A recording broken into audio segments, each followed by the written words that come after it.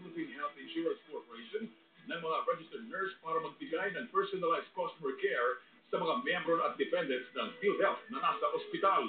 Sinabi ni PhilHealth President at Executive Officer Dr. Eduardo Manzon na magiging bahagi ang nasabing mga nurse ng CARES o Customer Assistance Relations and Empowerment Staff at makakatanggap ng sweldong 15,000 pesos of health insurance coverage. Ang mga interesadong nurse ay pwedeng mag-apply online sa PhilHealth Cares hanggang Pebrero 14 o sa Martes sa email na hrmmdd.admin@philhealth.gov.ph.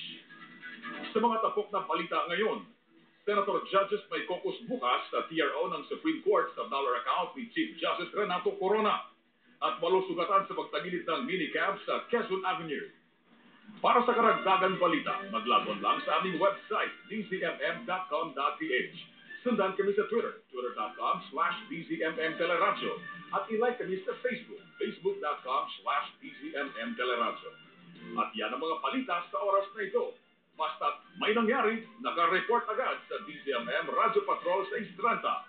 Ako po si Richard Enriquez.